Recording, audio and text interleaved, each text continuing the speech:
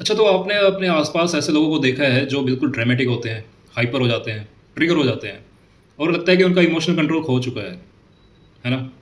तो ऐसा क्यों है? अभी मैं जो बताऊँगा वो आपको एक क्लियर इमेज देगा। तो ये टॉपिक है objective mindset versus subjective mindset.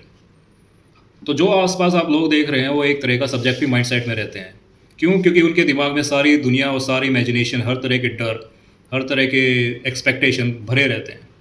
दुनिया में कुछ और हो रहा है, रियलिटी में कुछ और हो रहा है, लेकिन अपने आप को इस तरह घेर लेते हैं चीज़ों से कि कुछ है, अलग हो जाए। वो एक रिपीटेड मोड में अपनी उस चीज़ को बार-बार रिपीट करते हैं जिससे वो लगता है कि उससे बाहर नहीं आ सकते। एक ट्रैप बन जाता है, एक साइकिल बन जाता है। ये कहलाता है सब्जेक्टिव माइंडसेट। तो सब्जेक्टिव माइंडसेट में होता क्या है कि अगर आप किसी लाइफ में अपने लाइफ में हारते हैं या जीतते हैं, अगर जीतते हैं तो आपके सेल्फ वर्थ में एक इजाफा होता है ना? आपको अच्छा लगता है। लेकिन अगर आप हारते हैं तो आपको लगता है एक पर्सनल अटैक। क्यों? क्योंकि आस-पास लोग आपको अप्रूवल नहीं देते।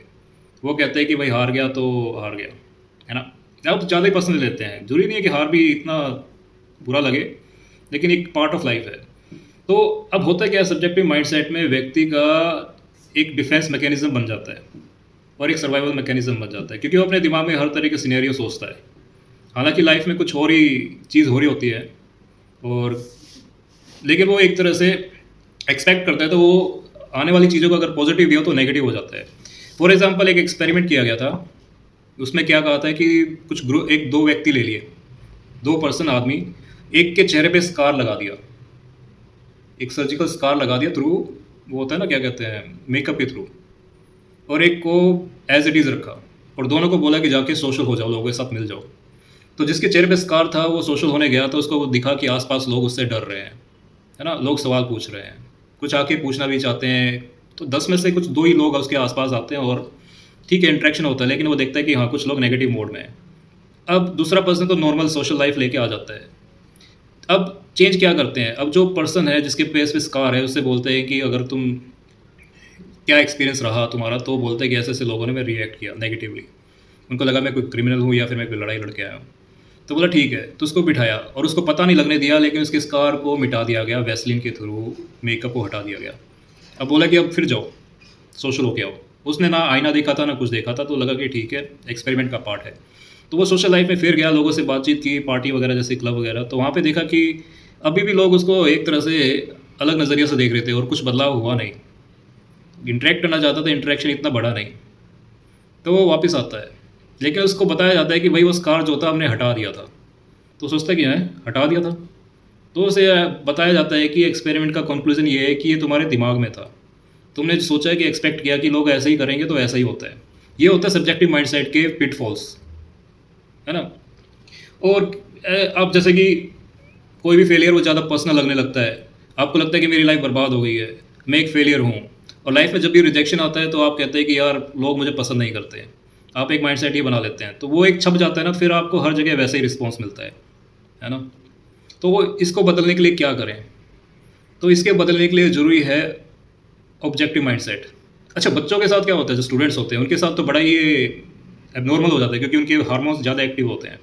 वो इतने मैच्योर नहीं हो पाते। तो उनके सेल्फ वर्थ पे हमेशा लगता है अटैक है ना? हार जाते हैं तो उनको बुरा लगता है, रिजेक्शन मिलता है तो बुरा लगता है।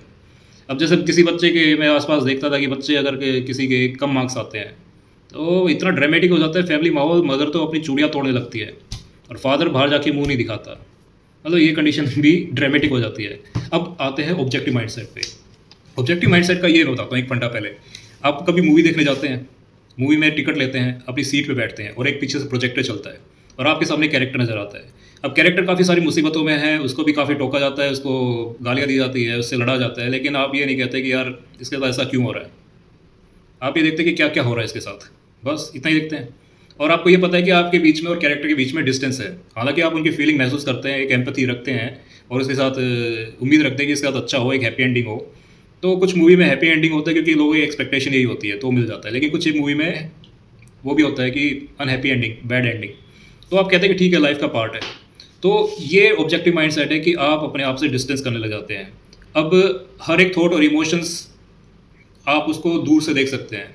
अब वो इसमें है कि इन्वॉल्वमेंट नहीं होता आपका। अब नेगेटिव सिचुएशन आती है, आप ये नहीं देखते कि यार मेरे साथ ही क्यों होता है, आप देखते हैं कि इस सिचुएशन में मैं क्या कर सकता हूँ। यानी डिस्टेंस होने से आप एक कामनेस महसूस करते हैं, एक क्लैरिटी महसूस करते हैं।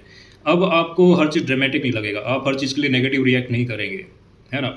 तो ये चीज़ होती है कि अब आपके लाइफ में जो जीत और हार होती है वो पार्ट ऑफ लाइफ, मतलब कि एक ऊपर नीचे का सिस्टम बन जाता है कि ठीक है अब ऊपर आ गए, शायद अब हो सकता है नीचे भी आए। तो मेहनत पे वो सब है, ये नहीं कहते कि यार हार गए तो हार गए, अब छोड़ दो इस काम को, नहीं, फिर मेहनत करते हैं। तो अपने आप को विक्टिम देखना बंद कर देते हैं, है ना? आप ये नहीं बोलते कि मेरे साथ ही क्यों हो रहा है, आप ये देखते कि आसपास क्या हो रहा है। मतलब एक तरह से आपके अंदर साइंटिफिक माइंडसेट आ जाता है, आप इसकी चीज़ को ये नहीं महसूस करते कि मैं ट्रैप हो चुका हूँ।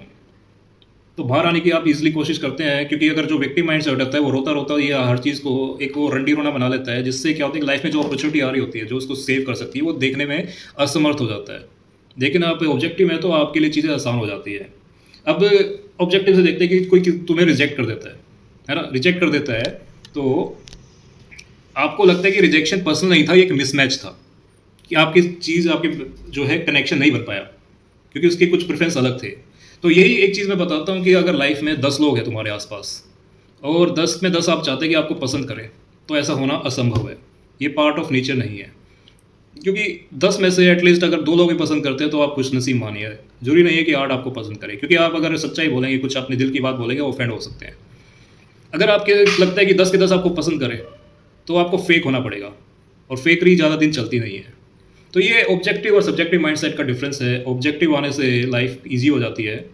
अब मैं कहता कि ज़रूरी नहीं कि सब्जेक्टिव माइंडसेट को रिजेक्ट कर दो बिल्कुल।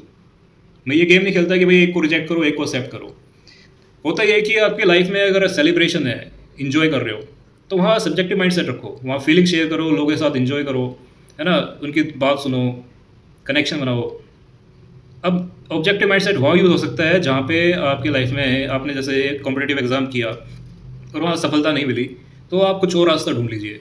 लेकिन लोगों का क्या है कि सेल्फ वर्थ इतना इम्पोर्टेंट हो जाता है कि भई मेरे ऊपर सेल्फ वर्थ के ऊपर अटैक है, लोगों का अप्रूवल नहीं मिल रहा, लोगों की वैलिडेशन नहीं मिल रही। तो फिर आप कोशिश करते हैं उसी एग्ज़ाम में फिर दोबारा कूदने की। चलो कूद जाओ, कोई नहीं। फिर दोबारा क्लियर नहीं हुआ, तो भैया आप दूसरा रास्ता अपना लो, कोई और देख लो। आपके पास ऑप्शन तभी आते हैं जब आप ऑब्जेक्टिव रखते हैं। एक तरह की, अब सब्जेक्टिव में क्या है ना कि आदमी एक तरह की अर्जेंसी क्रिएट कर देता है कि नहीं आज तो यही करना है, आज तो ये होना है। ऑब्जेक्टिव माइंडसेट में कि एक सहजता आ जाती है। तो ऑब्जेक्टिव माइंडसेट में कैसे डिस्टेंस क्रिएट करें, है ना? डिस्टेंस भी तो होता है। तो ये स्टोइक फिलॉसफी का पार्ट है। स्टोइक फिलॉसफी बहुत जरूरी है। उसमें ज़्यादा इमोशनल होने की जरूरत नहीं है, अपने ऊपर हर चीज़ को पर्सनल अटैक लेने की जरूरत नहीं है। आप मेडिटेट करके देखें और अपने थॉट और इमोशन से थोड़ा डिस्टेंस बना के देखें। ठीक, 1-2 दिन करिए। मैं ये नहीं कहता रोज़-रोज़ करिए, तो आपको पता लगेगा कि कुछ डिफरेंस है। क्योंकि ऑब्जेक्टिव माइंडसेट में आपको एनालाइज़ भी कर सकते हो, अपनी वीकनेस भी देख सकते हो और किसी से फीडबैक भी ले सकते हो। तो आज के लिए इतना ही। ये चीज़ एक बहुत कम लोग बताते हैं, तो लाइक और सब्सक्राइब ज़रूर कर देना। धन्यवाद।